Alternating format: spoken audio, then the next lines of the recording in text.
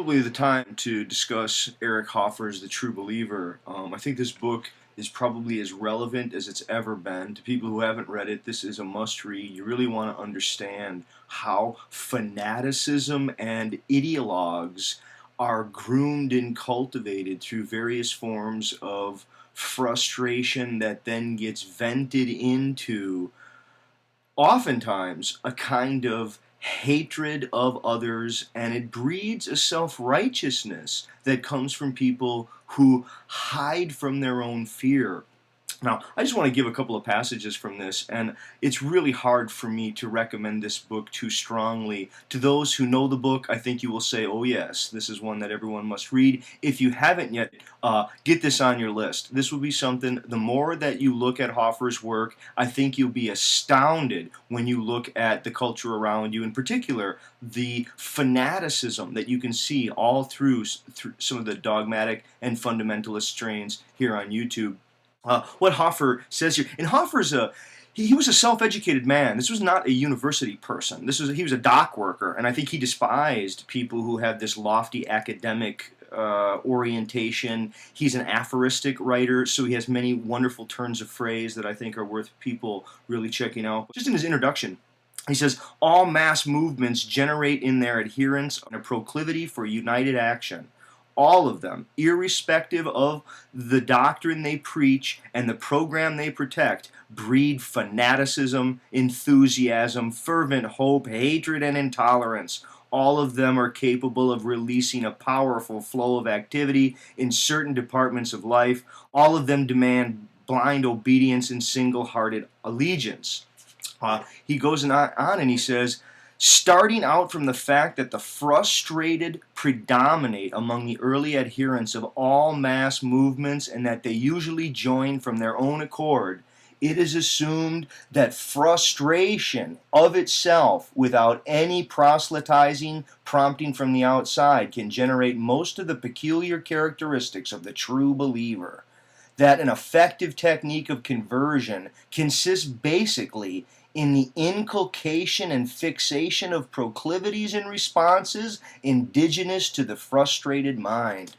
Yes, this notion here is that people who get beat down, who feel frustrated, who feel as if they've been dejected, rejected, or are suffering from lots of natural frustrations, either in their life or in the larger social world, they're ripe for picking and for some person, a leader, a cult-like leader, to come and then generate true believers out of that. And his examples are so rich, they're so wonderful, but I think this will maybe give you a little bit of a feel as well as for the logic of why people who are frustrated and dissatisfied with themselves want a holy cause or a mission that they can latch onto and then lose themselves into. He says here, and this is entry number 9, he says, the less justified is a person in claiming excellence for his own, the more ready he is to claim all excellence for his nation, his religion, his race, or his holy cause. Yeah, the notion here is that people who are frustrated, and in a deep down psychological frustration, they hide that by a self-righteous claiming of excellence in whatever belief system that they now have become a true believer with regard to. He says, look at the way he talks about this, right? He says, there is perhaps, let's see if I can get this title. He says, there is perhaps no surer way of infecting ourselves with virulent hatred toward a person than by doing him a grave injustice. That others have a just grievance against us is all the more potent reason for hating them than that we have a just grievance against them. We do not make people humble and meek when we show them their guilt and cause them to be ashamed of themselves.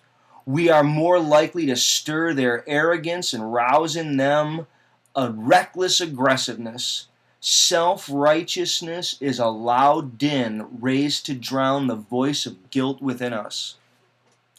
That's a fascinating line. I think people should hear that one again, right? Self-righteousness is a loud din raised to drown the voice of guilt within us. And I do think that what we find here in Hoffer, right, a must read for people, is an engagement about why people seem so inclined to fall into fanaticism and dogmatism when it comes to various ideological beliefs. People are dogmatically atheistic or dogmatically religious or dogmatically agnostic, and it must be some kind of frustration that comes from not feeling as if life is what the person wanted or something. There must be some form of frustration that people think they're avoiding or getting out of by selecting the holy cause that now they're going to sort of benight themselves and run around and look for converts. We see this on the political scene. We see it in the identity politics scene. I think the relevance of Hoffer, and this was written a good year, a while back. When was this written? 1950, I think this was, 1951. He wrote it in 51, and I think at the time it was known as a classic, and it is. It certainly is a classic for people who have not yet read it. And if you have read it, please go reread it again. The only thing I guess I would want to say about it here is maybe a final conclusion here. This is entry number 23, and I think this is part of the issue that is a very interesting way to look at it in contemporary culture. He says, our frustration is greater when we have much and want more than when we have nothing and want some. Yeah. We are less dissatisfied when we lack many things than when we seem to lack but one thing. Yeah, those two taken together, given the ever-growing promise of technological comfort and technological ease, and the sense that people aren't really with nothing, but they're actually with much, and they simply want more, and that it seems like they're only just one step away. It's creating a kind of inbred frustration that is promoting a dogmatism that I think people should be quite frightened of. Be on the lookout for the true believer who has just joined the holy cause. Soon enough, they'll be rallying around a flag of hatred, and you may be the next scapegoat.